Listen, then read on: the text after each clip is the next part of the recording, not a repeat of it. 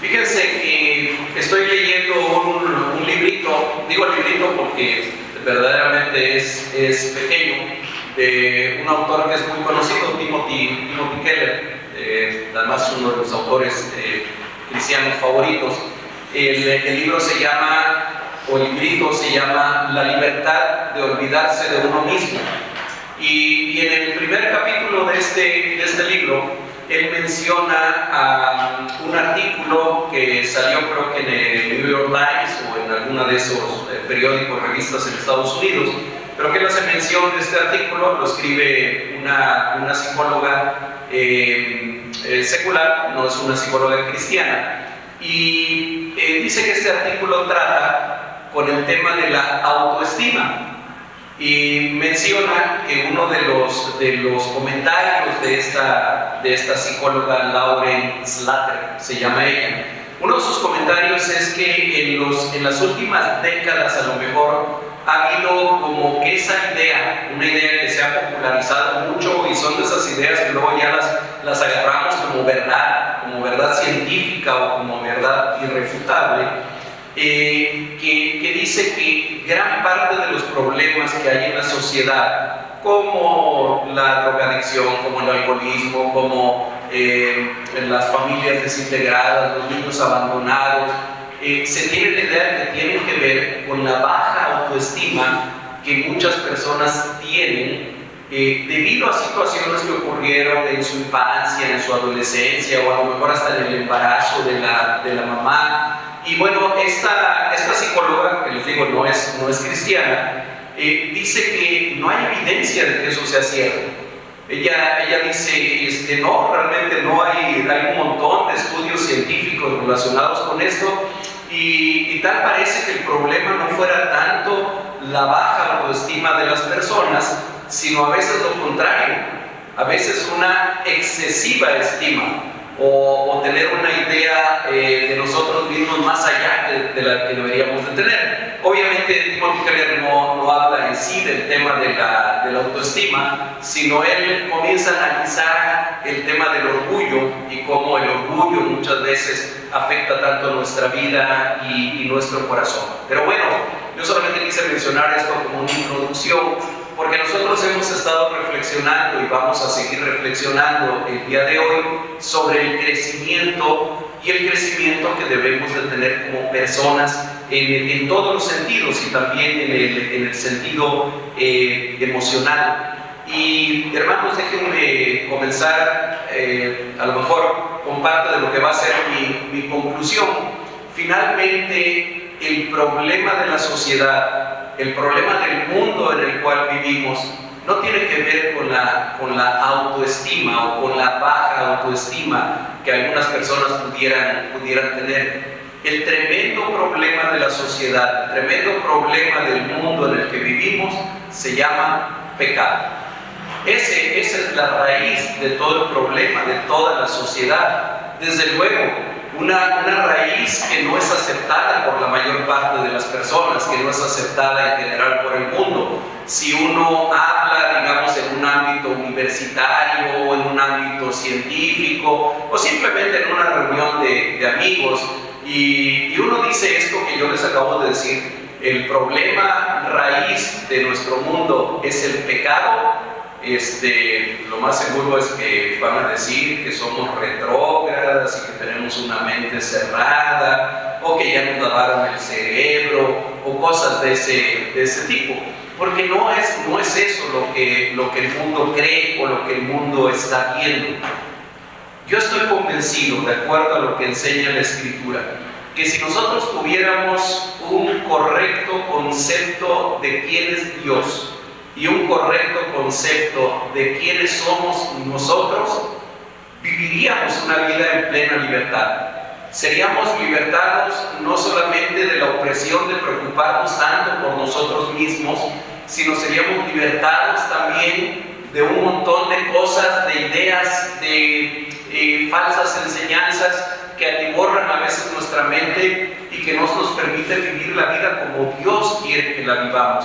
Y saben que el Salmo 8, que cantamos hace un momento y que acabamos de leer también, es uno de los cantos más hermosos que escribió David, y es un canto que habla, por un lado, ahorita lo vamos a ver, por un lado, de quién es Dios y de cuál es esa perspectiva que nosotros deberíamos de tener de Dios, y después de quién es el hombre y cómo es el hombre delante de Dios.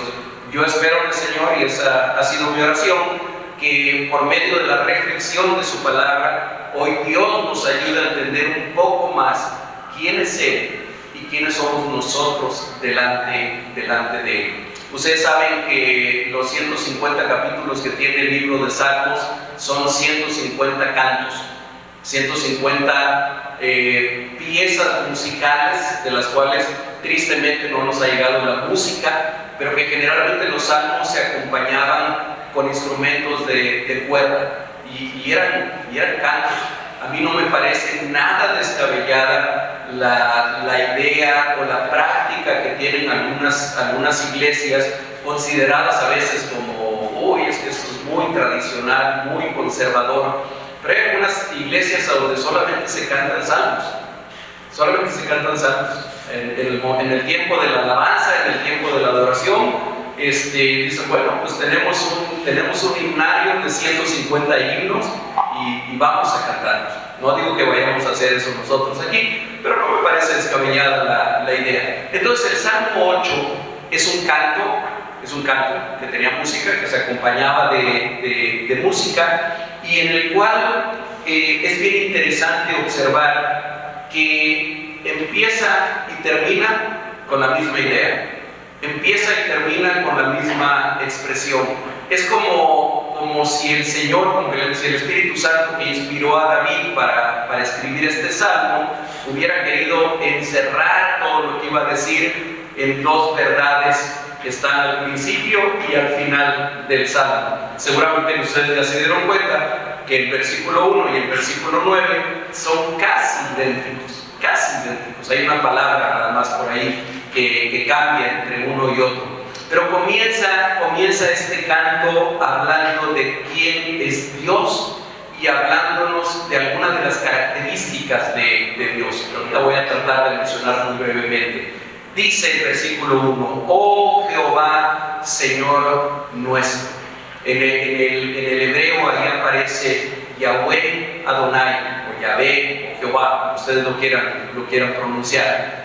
Jehová Adonai, oh Jehová, Señor nuestro. Y miren, ahí ya nos está hablando de dos características de Dios que a veces perdemos de vista. Ustedes se acuerdan segurísimo de qué es lo que quiere decir la palabra Jehová, o Yahweh, o Yahvé, que es lo mismo. Ustedes seguramente se acuerdan de qué significa esta palabra. ¿Alguien se acuerda? Yo soy, ¿verdad? Cuando Dios se presenta delante de Moisés allá en el desierto y le dice cuál es su nombre, cómo quiere ser llamado, Éxodo 6, versículos 2 y 3, le dice: yo soy Jehová. Y aparecía Abraham, a Isaac, a Jacob como Dios omnipotente, mas en mi nombre Jehová no me di a conocer a ellos. Y dice un poquito antes, cuando le menciona de parte de quién vas a ir delante del faraón, les vas a decir que vas de parte de yo soy el que soy. Y entonces lo primero que deberíamos de tener presente cuando hablamos de Dios es que Dios, les decía yo en la otra ocasión, no solamente existe, existimos nosotros, porque comenzamos en un momento determinado a existir. Dios no solamente existe, Dios es. Dios es desde la eternidad y hasta la eternidad. Dios es eterno. Y si Dios es eterno, Dios es también Adonai, que es la otra palabra que aparece ahí en ese renglón. Y Adonai quiere decir el Señor. El Señor, pero no el Señor como algunos de nosotros nos dicen, Señor Guerrero, o Señor Hernández, o Señor lo que sea. El Señor, es decir, el que manda. Una manera muy literal de traducir Adonai es el amo. Yo sé que la palabra tampoco nos gusta mucho, y menos en este tiempo en el que vivimos, de supuesta independencia de cada persona. No les gusta eso de de amo, pero sí, eso quiere decir la palabra Adonai. Adonai es el que manda, es el dueño, es al que le pertenecen todas las cosas. Y Dios es eso, hermanos, absolutamente todo lo que nosotros tenemos, desde lo más imperceptible, como puede ser el aire que respiramos. Sí, normalmente no nos damos cuenta que respiramos, ¿verdad? No estamos conscientes. Hasta que hablamos de la respiración, entonces nos hacemos conscientes de que estamos respirando. Pero es algo que ocurre automáticamente, ni cuenta nos damos. ¿Sí? Bueno, desde el aire que respiramos, la proporción de oxígeno, nitrógeno y otros gases que tiene el aire son de Dios, son creación de Dios. Hasta los zapatos que traemos puestos en esta mañana son de Dios. Todo es de Él. Él es el Señor, Él es el dueño. Y cuando nosotros comenzamos a entender eso, comenzamos a tener una perspectiva adecuada de la vida y de lo que ocurre en nuestra vida. Sigue diciendo el salmista: cuán glorioso es tu nombre en toda la tierra. Es una frase que la leemos muy rápido y la decimos muy rápido. Miren, para nosotros el nombre en la actualidad tiene una función muy específica y muy práctica, ¿verdad? El nombre nos sirve para identificarnos unos a otros. Y yo sé que ahí está mi hermana Elizabeth, y que atrás está mi hermana Diana Laura, y que por ahí atrás está mi hermano Alejandro. Y cuando yo menciono el nombre de ellos, ustedes ya saben a quién me estoy refiriendo. Nos identificamos a través del nombre. Y para nosotros en la actualidad, eso es todo para lo que sirve el nombre. Es una identidad para diferenciarnos de otros.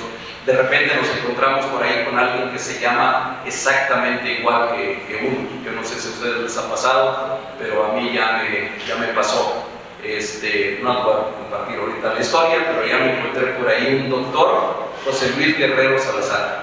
Y también es médico, y él también hizo medicina familiar. No he tenido el gusto de conocerlo, tal vez nunca la conozca yo, por pura casualidad del trámite que estaba yo haciendo allá en la UNAM, que me enteré. Me dieron su expediente en lugar del mío cuando yo fui a buscar mi expediente, y ahí me dijiste: no soy yo. Y bueno, ok, esa es la función del nombre. Déjenme decirles, en el tiempo en el que se escribió la Biblia, sobre todo en el tiempo que se escribieron los salmos, en la antigüedad, el nombre no tenía solamente la función de identificar a una persona de otra persona, diferenciarla de otra persona. El nombre tenía que ver con la misma personalidad, era parte de la personalidad de alguien, era alguien que lo identificaba por lo que era. Muchas veces los nombres tenían un significado que tenían que ver, si ustedes se acuerdan de cuando nacen los 12 hijos de Jacob, ¿se acuerdan de ese pasaje de la escritura? Los que tiene primero con Lea y luego con las otras siervas de Lea, bueno, de cada una de ellas. Y cada vez que nace uno de los niños dicen: le voy a poner de tal manera porque tal cosa ocurrió. Es decir, el nombre tenía un significado, algo que estaba ligado a la misma persona. Cuando hablamos del nombre de Dios, cuando hablamos del nombre del Señor, su nombre tiene que ver con lo que Él es. Por eso es que cuando se identifica con Moisés, no le da realmente un nombre. Ahora para nosotros decir Jehová es decir un nombre, o decir Yahvé es decir un nombre, pero en realidad el Señor se estaba identificando simplemente por una característica de Él.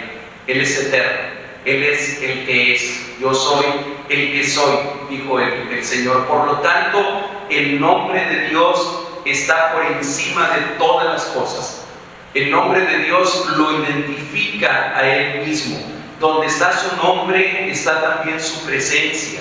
Por ejemplo, Deuteronomio capítulo 12, versículo 11, créanme que podríamos sacar muchos versículos, voy a mencionar nada más un par de ellos, pero Deuteronomio 12, 11 dice el Señor: y al lugar que Jehová vuestro Dios escogiere para poner en él su nombre, está hablando del tabernáculo primero y luego del templo, el lugar que Jehová vuestro Dios escogiere para poner en él su nombre, allí llevaréis todas las cosas que yo os mando, vuestros holocaustos, vuestros sacrificios, vuestros diezmos.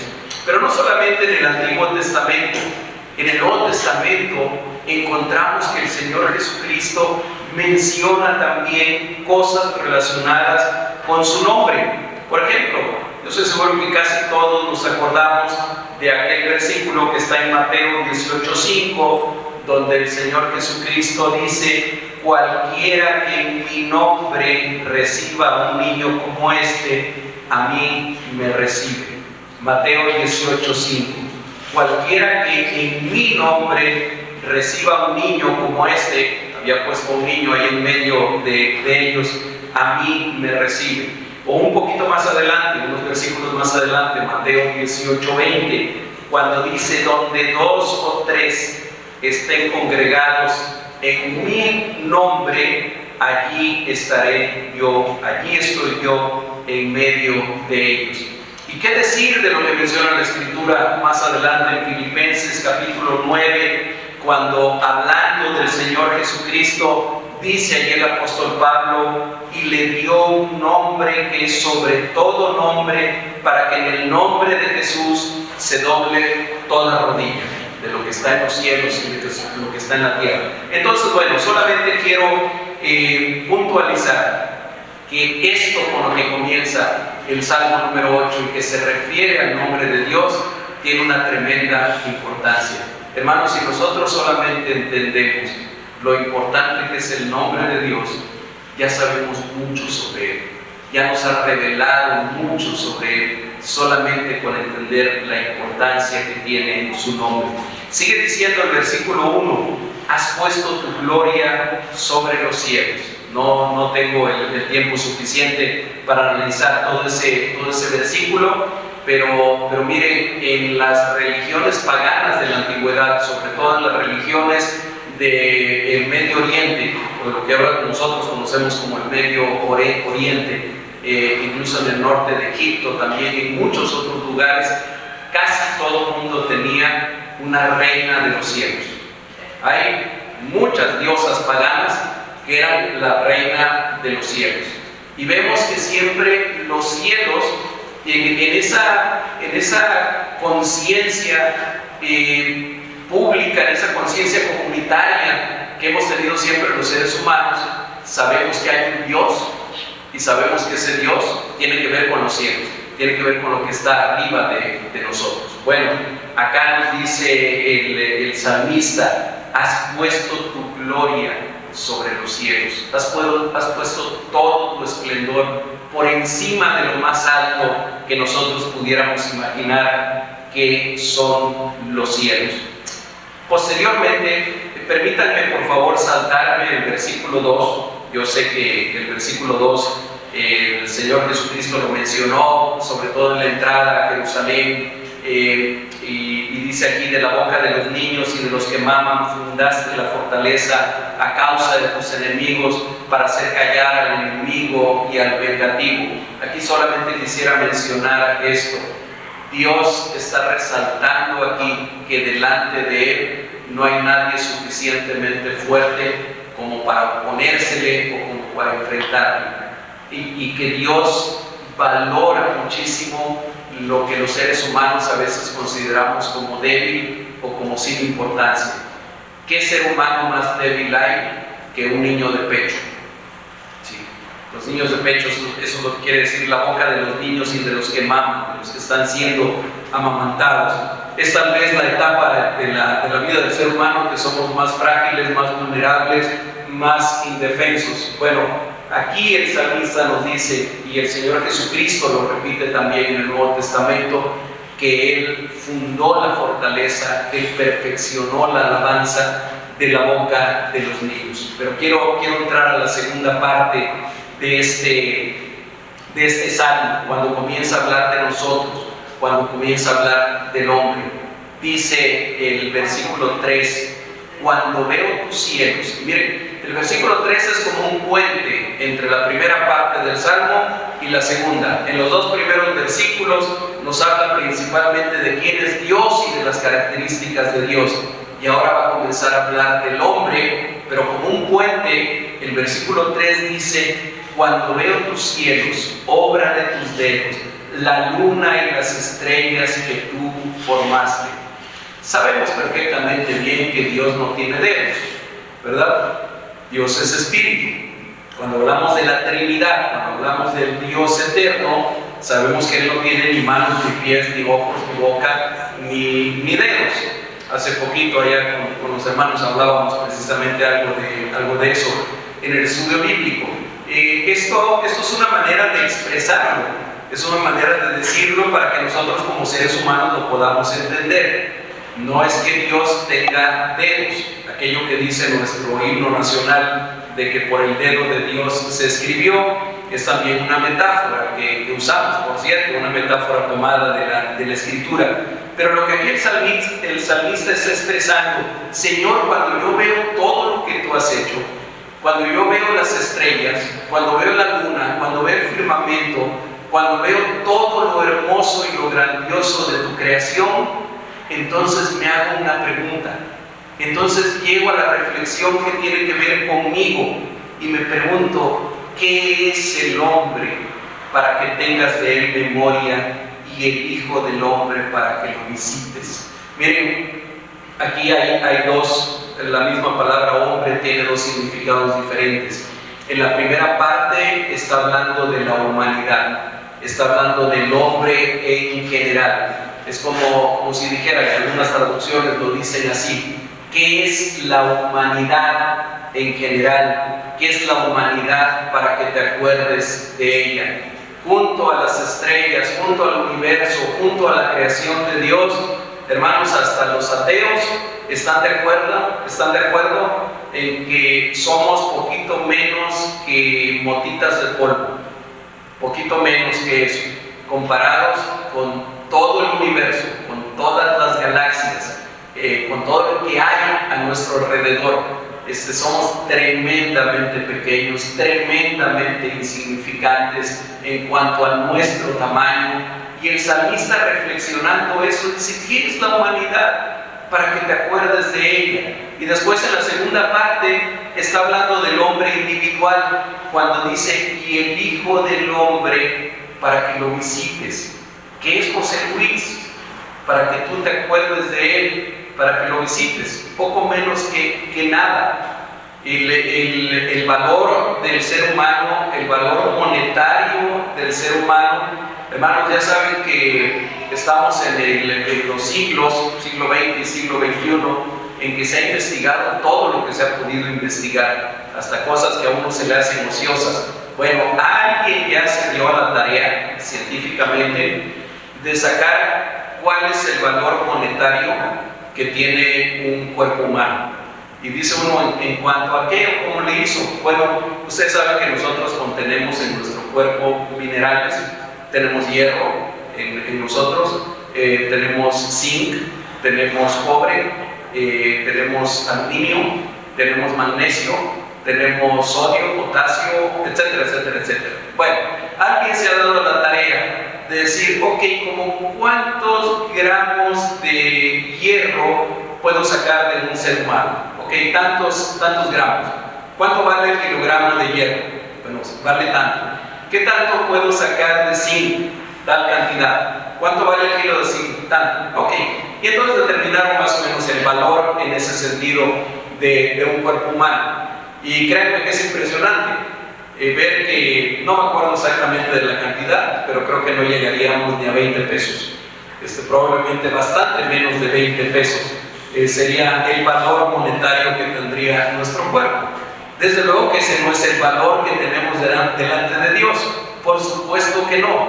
Pero la reflexión que hace David tiene que ver con eso.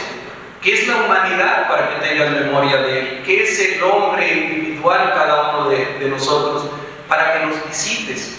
Y luego sigue reflexionando y dice: le has hecho poco menor que los ángeles.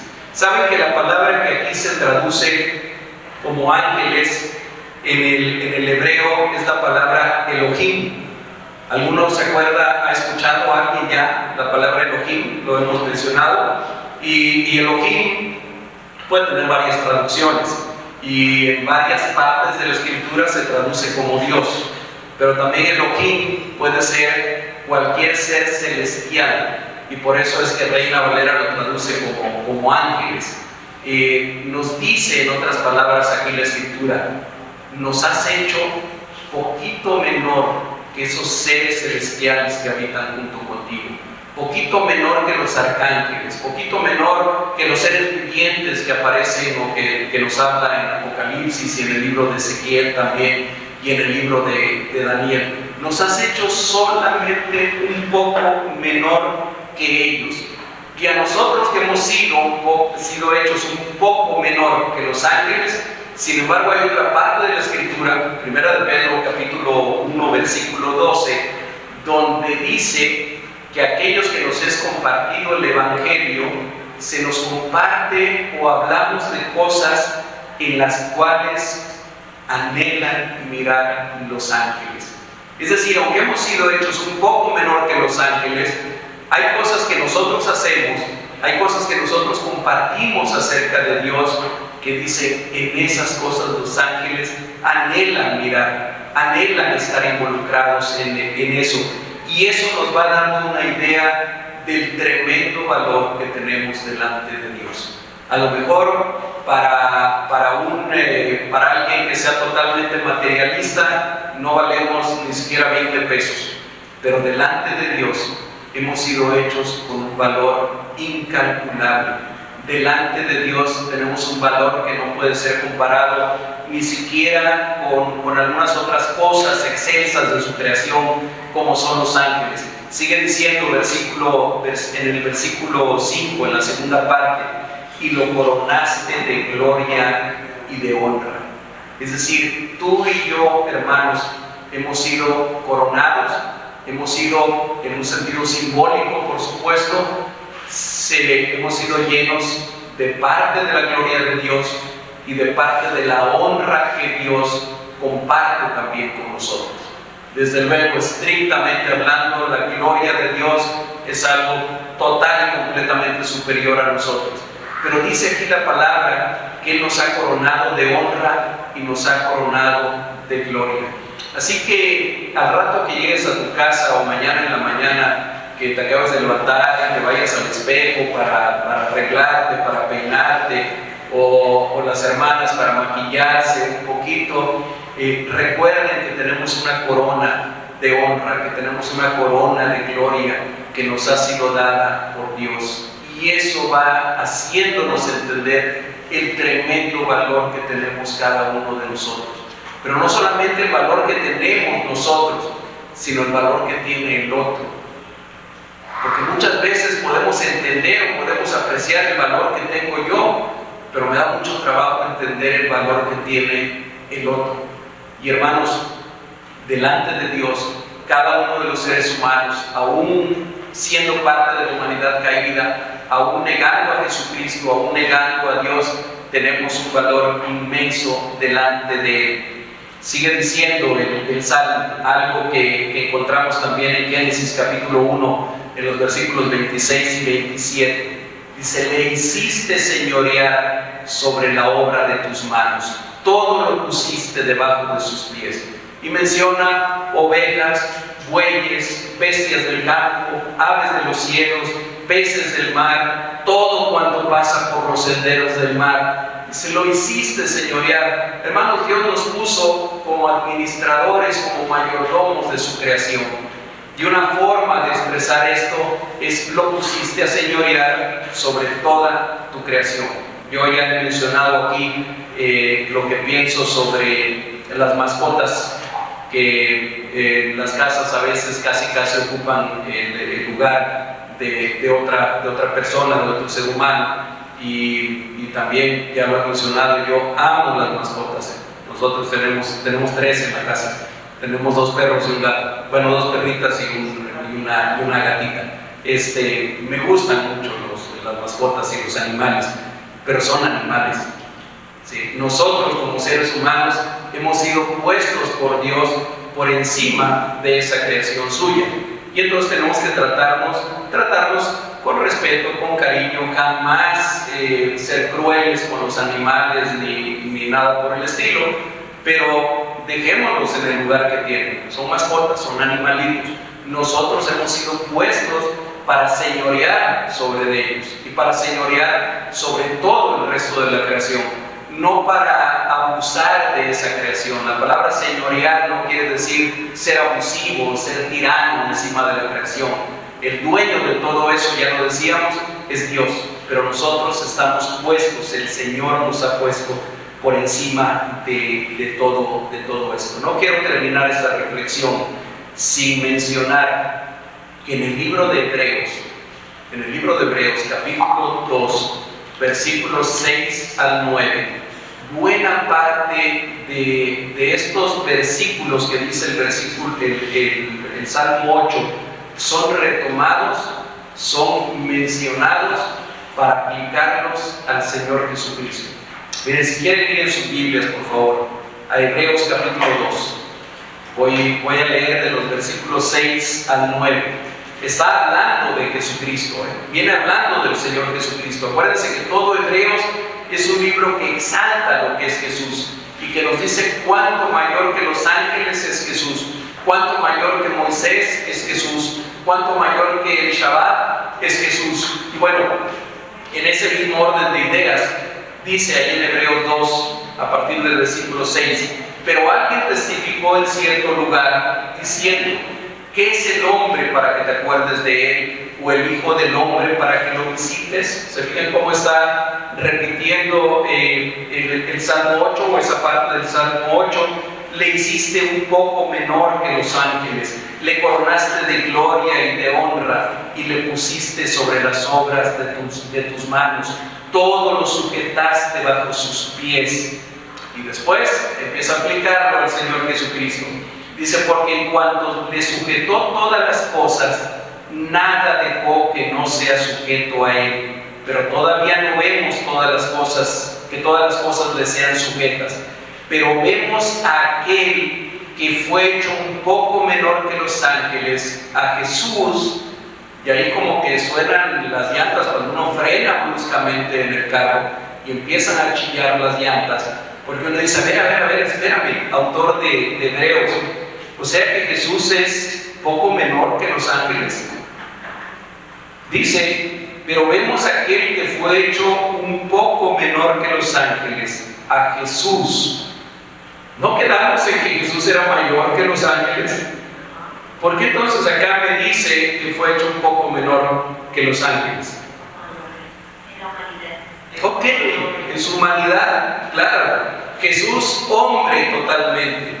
Jesús 100% hombre, y es de quien está hablando aquí el autor de Hebreos. Y en ese sentido, como hombre que él fue, igual que nosotros, hecho poco menor que los ángeles. En cuanto a su divinidad, por supuesto que es muy superior a los ángeles. Pero en este momento, aquel autor de Hebreos está hablando de la humanidad de Jesucristo, del Jesús humano. Y entonces menciona aquel que fue hecho poco menor que los ángeles, a Jesús, dice, lo vemos coronado de gloria y de honra a causa de los padecimientos de la muerte, para que por la gracia de Dios gustase la muerte por todos, gustase la muerte en lugar de todos los demás, en lugar de todos nosotros.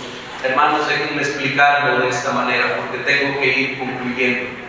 Cuando David, en el Salmo número 8, está hablando del hombre en estas circunstancias, cuando dice, y le has hecho un poco menor que los ángeles, lo coronaste de gloria y de honra, lo hiciste señorear sobre las obras de tus manos, todo lo pusiste debajo de sus pies. Cuando está hablando del ser humano así, está hablando del ser humano antes de la caída, del ser humano antes de que el ser humano comenzara a pecar, de que el ser humano le diera la espalda a Dios. Esa corona de honra, esa corona de gloria, el ser humano la perdió cuando decidió, fíjense, no hacerle caso a Dios en cuanto a un detalle que a lo mejor nos parece insignificante. Vas a señorear sobre las aves del cielo, sobre los peces del mar, sobre las bestias del campo. Y si ustedes van a Génesis capítulo 3, ¿quién le comienza a hablar al hombre? Y el hombre comienza a hacerle caso.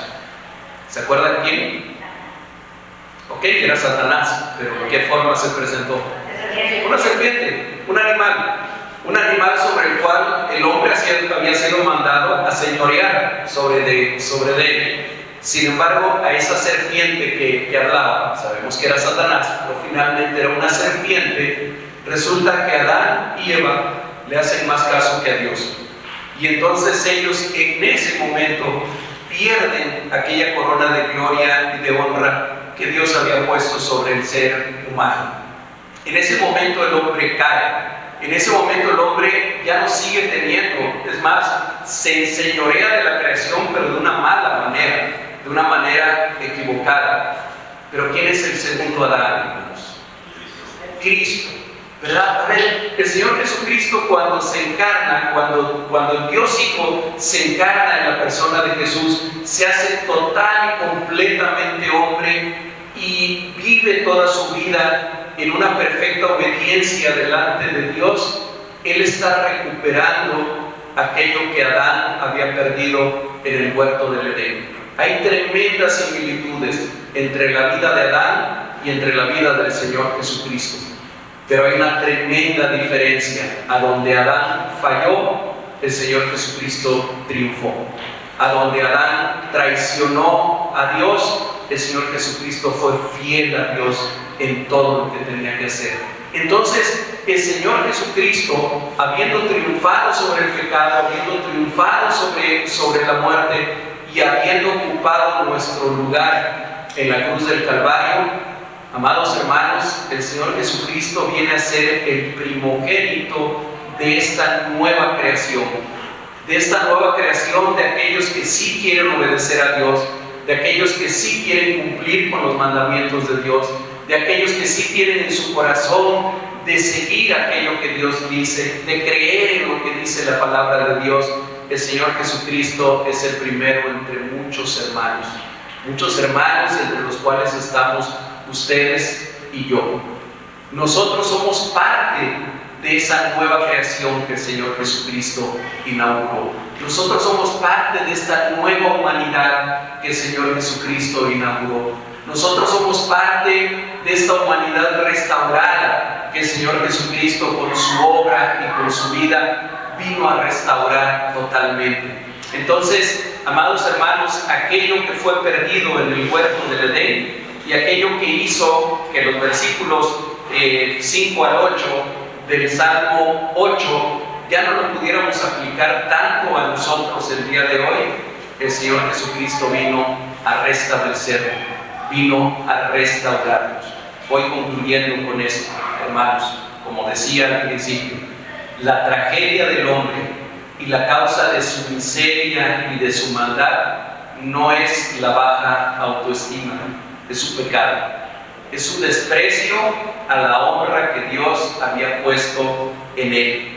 La raíz de la violencia, de la criminalidad, de los hogares destruidos, de las adicciones, de los niños abandonados, de las enfermedades emocionales, de la depresión, del suicidio, la raíz de todo eso no está en la baja autoestima ni en otros factores psicológicos.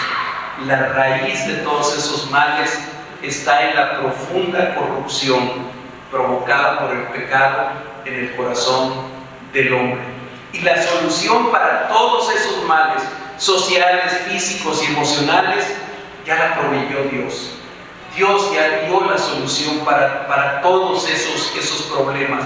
Cuando el eterno Hijo de Dios se hizo hombre, habitó entre nosotros y tomó nuestro lugar en la cruz del Calvario. Así que, hermanos, el valor y la dignidad del ser humano solo son restaurados cuando reconocemos quién es Dios, es el gran yo soy, es el Señor, es el dueño de todo lo que existe, es aquel cuyo nombre es puesto aún por encima de los cielos, es aquel cuyo nombre lo llena todo y lo significa todo. Y cuando nosotros entendemos también quiénes somos nosotros, sin Dios a lo mejor no valemos ni siquiera 20 pesos. Con Dios en nuestra vida, con Jesucristo en nuestro corazón, nosotros tenemos un valor incalculable delante de Dios.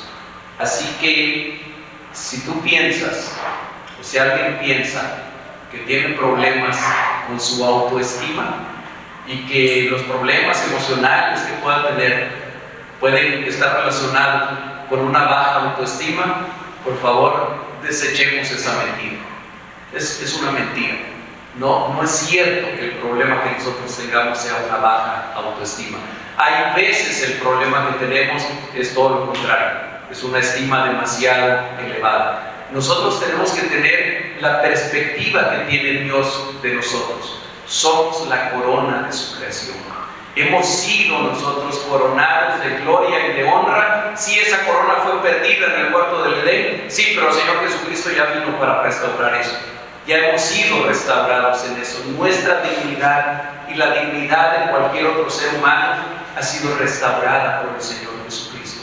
Así que no debería de haber entre nosotros lugar ni para la depresión, ni para las enfermedades mentales, ni para las enfermedades emocionales. Yo sé que seguimos viviendo en una humanidad caída y que seguimos batallando con todo eso. Sí, pero pongamos nuestra mira en la verdad de lo que dice la palabra de Dios. Y si alguien aún no conoce a Jesucristo, si alguien todavía no sabe quién es Jesús en su vida, hoy es el día para venir a Él. Hoy es el día para postrarse delante de sus pies, para arrepentirse de sus pecados y para buscar la restauración que solamente Él puede traer a la vida de las personas. Oremos, hermanos. Padre, te damos gracias una vez más por tu palabra. Te damos gracias, Dios, porque podemos reconocer en esta tarde que tú eres el Dios eterno, que tú eres el creador de todo lo que existe, que tuya es la tierra y su plenitud, el mundo y los que en él habitan, que no hay nada que esté por encima de ti, Señor, que tú eres el creador de esos universos, de esas galaxias, de esas estrellas que nos rodean, pero que por encima de toda esa creación maravillosa que tú hiciste, solamente al ser humano, solamente del ser humano, tú dijiste: hagamos al hombre a nuestra imagen y a nuestra semejanza. Y eso nos da una dignidad que no se puede cambiar por ninguna otra cosa. Gracias, Señor Jesucristo, porque aun cuando nosotros, pecando y desobedeciendo tu palabra, nos hemos comportado neciamente, gracias porque tú no viste nuestra maldad, tú no viste nuestro pecado y tú veniste a morir por nosotros en la cruz del Calvario. Ahora te rogamos, Señor, que tú nos enseñes a vivir con esta verdad, que tú nos enseñes a vivir adorándote, agradeciéndote, buscando tu rostro, buscando caminar tomados de tu mano, buscando conocerte cada día más en lo íntimo y en lo personal.